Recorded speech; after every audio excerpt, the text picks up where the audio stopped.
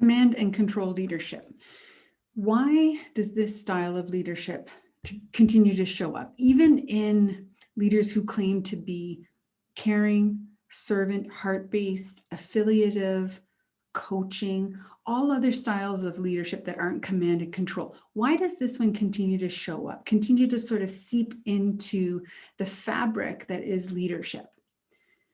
Here are my thoughts. One is that being one type of a leader is a misnomer.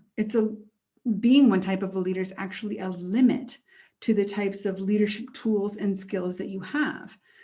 We might have a default style of a particular kind of leader that resonates with us. But if we limit ourselves to being only that kind of a leader, then our capacity to lead different people will be limited. We need to have an expansive toolkit in leadership, which means we need to have skills under all styles of leadership, including command and pace setting.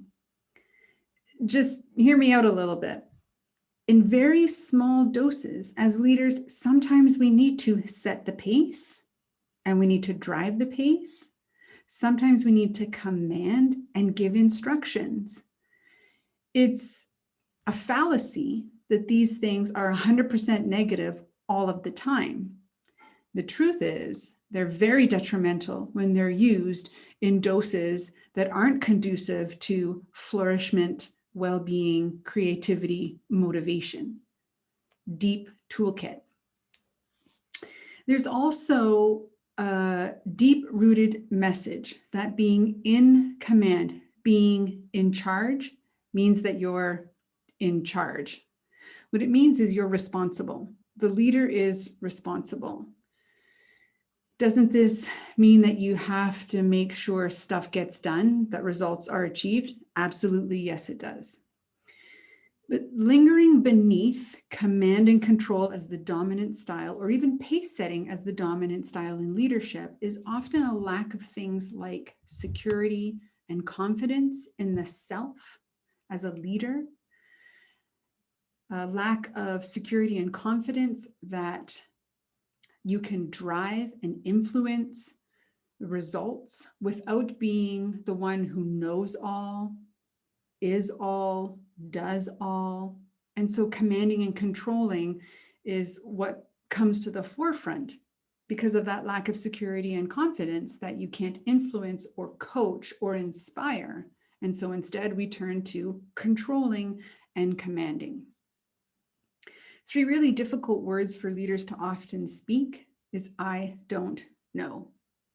And when those words become difficult to speak, pace setting, commanding, and controlling become more of our default style. So how do we overcome this? The first step is emotional self-awareness. We have to notice the rise and shift in our emotions that are associated with self-doubt, lack of confidence, insecurity, inferiority. So ask yourself, what might those feelings be? How does it feel when I'm in that? And what triggers me? Would I describe those things as being anxious, unsure, stressed, defensive, annoyed, overwhelmed? Yes, perhaps. And then we use a series of other skills. We use impulse control to avoid making rash decisions. We use reality testing to objectively identify what's really going on in us and with others. We use emotional expression to constructively share our emotions with other people and invite others to share theirs. We use assertiveness to speak to the needs of ourselves, the team, the organization, and to share our beliefs. We use empathy to understand how other people are experiencing the work, the environment, the stress. And then we use problem solving. Because once all of this other information is present, then our problem solving becomes much more effective. And instead of turning to commanding and controlling, we are now affiliative based. We're coaching based. We've shared our feelings. We're now using our caring. We're using our heart based. We're using our servant. And we bring those to the forefront and really minimize the opportunities and moments that we use command and control or pace setting.